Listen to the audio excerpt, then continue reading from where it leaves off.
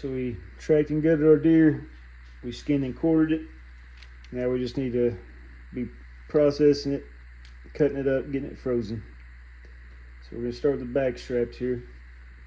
I'm going to cut them in half. This will end up being, I'm going to cut it into 4 sections, but we're going to get this silver skin off first. Easiest way to do that, take a knife, long and skinny knife, like a boning knife, fillet knife, something with some flex to it. Get down here in between the meat and the silver skin. And you're just gonna put downward pressure with your hand, let your knife follow that silver skin.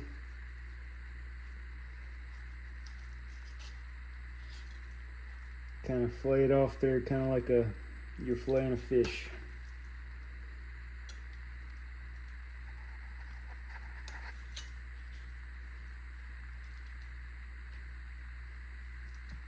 You want this to be nothing but nice red meat when you're done, no silver skin left.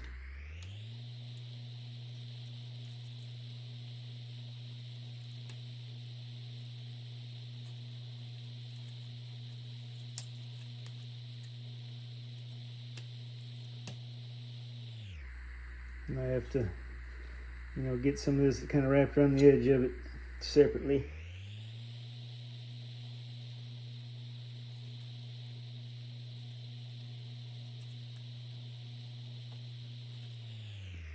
Any of this fat, any silver skin at all.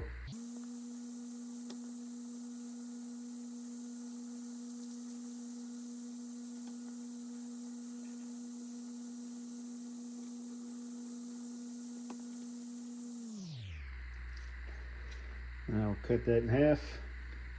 I'm gonna freeze it just like this. The reason I'm freezing like this, a lot of times I cook it like that. I'll get a good sear on the outside and finish it either in the oven, or if you're doing it on a grill, start at indirect heat. Get it, 115 degrees or so, then sear it. It'll come out a nice medium rare, and then you can slice. Or if you want to fry it, after you thaw it out, you can cut it into, 1-inch thick steaks. But if you freeze it whole like this, you have the option to do either one. You can make that decision after you thaw it out. But those two are ready to freeze. Get the other half of it here.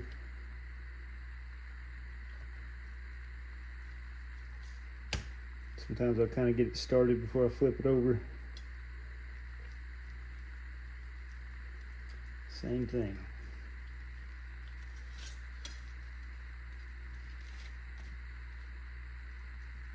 Get that whole kind of fillet of silver skin off.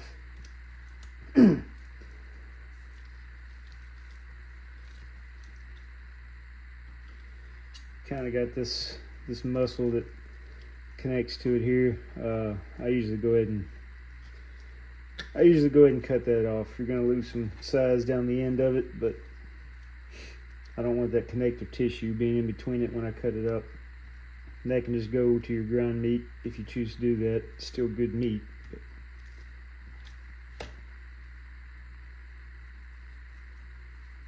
Just cut all this fat off. You want nothing but just red meat left. I'm gonna shave a little bit off that. So it's gonna be too thin to get medium rare, really. Cut that in half.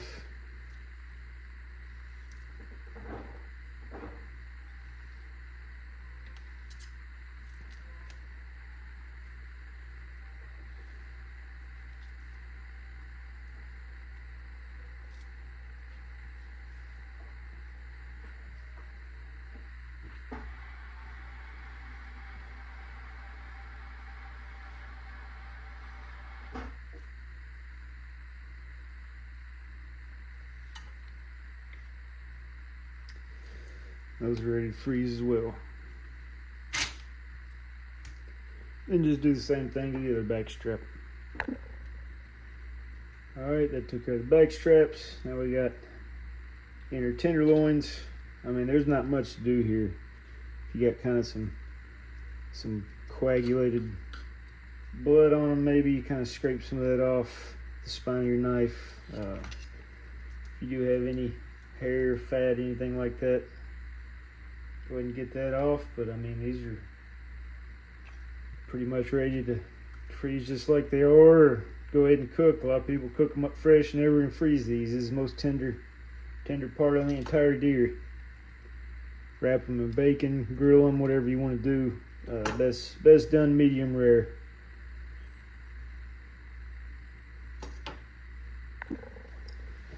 Next we got the Shanks.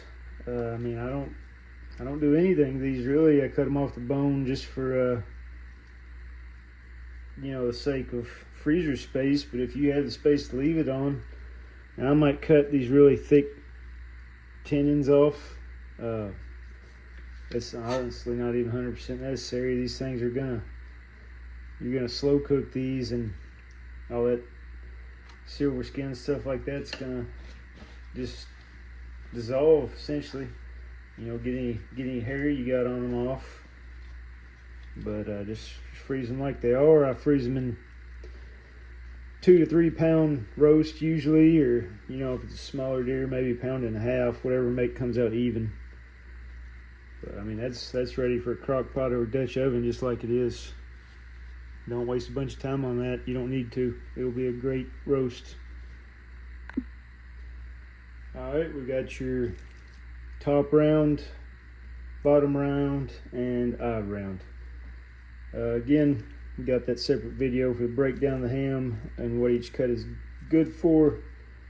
We can touch on it real quick, but either way, no matter what you're doing, and this goes with pretty much any cut on the deer, even grind meat, anything you're going to use for steaks, jerky, whatever. Trim, unless it's going in a roast. Like I said before, the shanks, the neck, anything like that. But you're going to want to get all this fat off, all this silver skin. I'm going to leave all parts of the ham except for the heel, which we put in the grind pile just like they are, again, so that I can decide what I want to do with it when I thaw it out. And this top round, it's either going to be steaks or jerky. It's got like that really, I'm going to call it big grain, and it's just really tender. For jerky, you know, cut it 1/4 inch across the grain, meaning perpendicular to the way the grain's running. Just trim it up really good. And you're going to want to get all this off. But I'm going to freeze it just like it is. You know, after the fat's trimmed off, I mean, leave it whole. I can cut it into steaks or jerky at a later time when I thaw it out. You don't want to mess with all this during the season unless it's the end of the season. You just want to go ahead and process it further. I like to focus on hunting during the hunting season and not spend all my time processing. Bottom round, again, it's the least tender piece in the ham. Once I get it trimmed up, what I will probably do is cut it into cubes, probably 1 inch by 1 inch cubes, and it's going to be stew meat probably, or grind meat. I mean, you can cut it into steaks if you want, but I think you're just going to have some tough steaks on your hands. There's just a lot of other cuts that make a lot better steaks.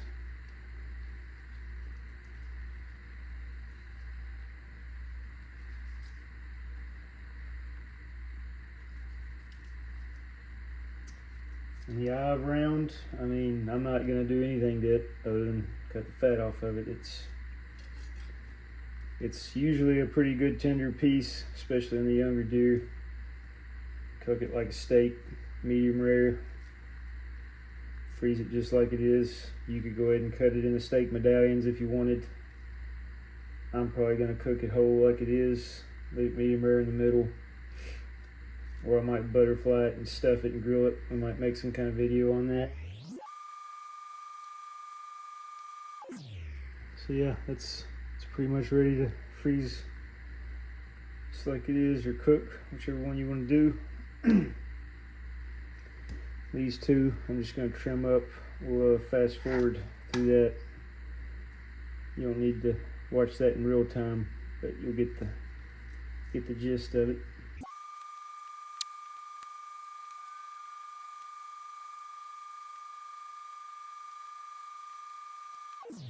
So once you get that trimmed up pretty good, you know,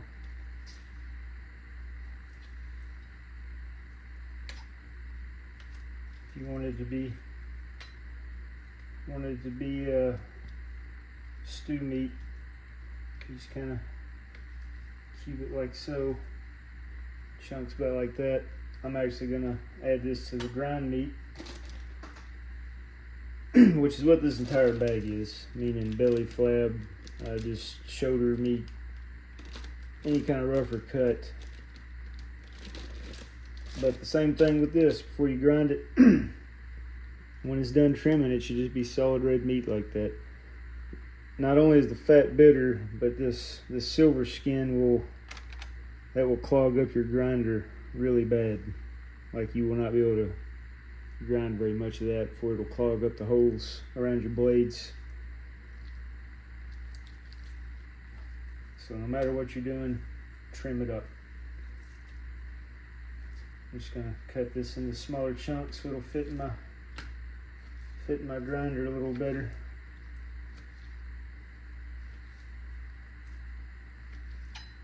But as far as, you know, I'm not even gonna go through that. That's all you need to know for grind meat. Trim it up till there's nothing but just red meat left. All the silver skin and fat needs to be gone. It's the most tedious process of the entire butchering process. Now, there are some butchers that will take frozen meat or just rough meat. So up until this point, you could really process your entire deer, except for grind meat, with pretty much nothing but a knife. If you find a butcher that will take meat like that, you can do all the rest by yourself with a knife. No need to purchase a grinder. Take them the rest and have it made into summer sausage, burger, whatever. But even if you don't want to spend the money or have the money on a nice electric grinder, I used just a hand crank grinder for years and years, and they are not, it's not as much labor as it seems like it would be. If you wanted to get a cheap hand crank grinder, they work surprisingly well as long as you trim your meat good enough and don't have much silver skin in it. I mean, you know, you're gonna see me use some more expensive stuff in some of these videos. You don't have to have that. I didn't have it for the longest time. You get into processing your own deer at a pretty affordable price. Only thing left to go over is the neck roast. I debone mine again for freezer space. I do think bone adds flavor. If you have the freezer space, leave it on. Just cut the esophagus out if you do that. That's honestly, it won't hurt it. I accidentally left it in one time. I was in a big rush, cooked it, and it was in there. Just kind of a gross thing to see when you start getting into it after it's cooked. But yeah, I would cut it out. And I'm just cutting off some of these big chunks of hard fat. That's all you need to do. I mean, honestly, you could probably get away with not doing that, but I'm gonna freeze that whole thing just like that. It's gonna go in a crock pot or a Dutch oven in the oven. Slow cook it until it just shreds apart in some kind of a roast. If you kill a big mature buck, especially during the rut when their neck's all swollen up, you might get 3 or 4 roasts, you know. Same thing with the shanks. I freeze this into 2 to 3 pound batches. To me, that's about the ideal roast size. All right, we're gonna grind our rough meat up into burger meat now. Got it all trimmed up. You know, pretty much nothing but red left. There's a few flakes of fat, maybe very tiny pieces of silver skin left. What you're seeing here is beef fat that I cut off a ribeye and froze last year. I like to mix my burger with beef fat. You can use pork fat, you can use bacon, you can use pork shoulder. My dad likes to go 50% deer, 50% pork shoulder. He goes farther that way. It's pretty fatty. I don't really like to do that. It doesn't really feel like deer meat anymore. This is actually more fat than I usually add. This is just how it worked out this time. My deer fat ended up being, or deer meat, excuse me, ended up being 8 pounds and 2 ounces. With the fat added, my total weight is 9 pounds 11 ounces. So I converted that into ounces just to make my math easier to figure out my percentage. 130 ounces divided by 155 ounces. Multiply that by 100, you get 83.87% lean, roughly 84% lean, 16% beef fat. I like the flavor of beef fat better. I feel like it might be a little healthier. I'm not here to preach to you about health, but I did have a test done recently that showed pork is actually a little inflammatory to me. But overall, I just like the fat flavor better of beef. I usually go 90-10. I just didn't want to waste the beef that I had, and that's just the percentage that this ratio ended up being with the weight that I ended up getting in deer meat. Alright, so I've got the half horsepower Meet Your Maker grinder. It's got the number 8 head on it. I have the fine grind plate in. Some people like to do the rough grind first and then regrind with the fine grind. I kind of have trouble getting my meat to pull through correctly doing that, so I just go straight to fine grind. If you're using an electric grinder, you're going to want to get the meat down into the auger first, down in this tube before you start it. It just says that in the instructions. You may notice a little frost on this whole section with the auger running through it, this whole housing, blade, plate, and everything. I had that in the freezer while we were gone today. It just keeps it super cold, lessens the chance of bacteria being in your meat. You don't have to do that. A lot of places will recommend you do that. I'm going to grind this meat and fat together. That'll just help it mix up better. I'm going to grind it through first, and then we're going to put it in a meat mixer.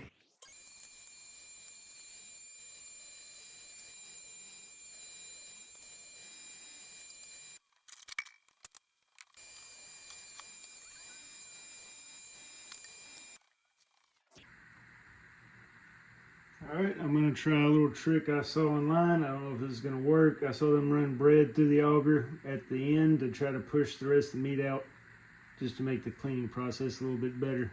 So let's see if that works.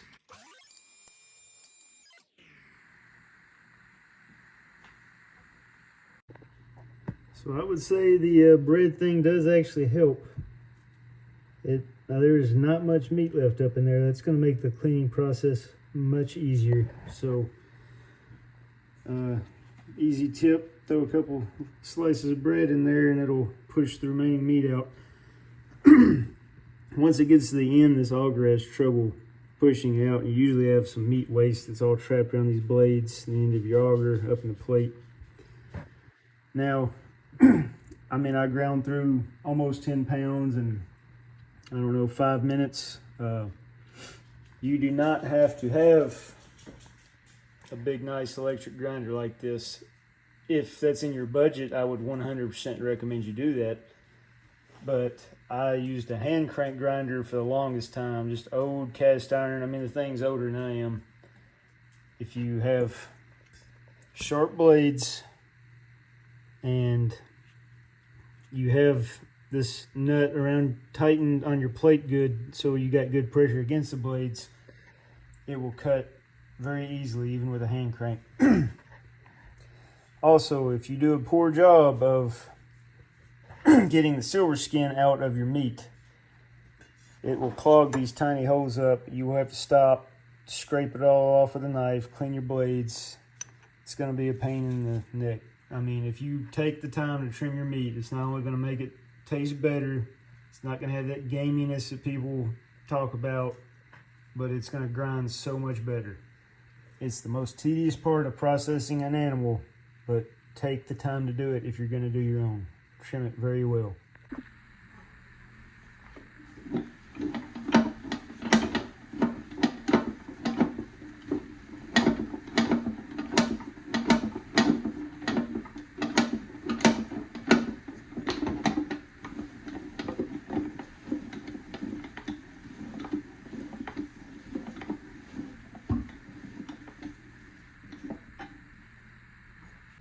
So as you can see, that meat and fat is distributed very evenly. I mean, this thing made it super quick, super easy. If I'd done it by hand, it would have been a lot more effort. I probably would have had little pockets of higher fat content. That's okay if that's what you got to use. It's fine. But again, I recommend getting something like this. Nothing left to do now except for package it and freeze it. All right, one last tip. If you're vacuum sealing this stuff, when you seal it, it's probably going to be kind of in a ball like that. Go ahead and flatten it out and then vacuum seal. Might seem like a super simple thing. For some reason, it took me too many years to figure that out. But it's going to stack way better in your freezer, and it's going to thaw out way better also. Yeah, once you vacuum seal it, just make sure you put what it is in the year with like a Sharpie or something on there. So that's that. We'll make a separate video series on making summer sausage and various specialty things, jerky and stuff like that. But this is just basically the end of deer processing 101 here.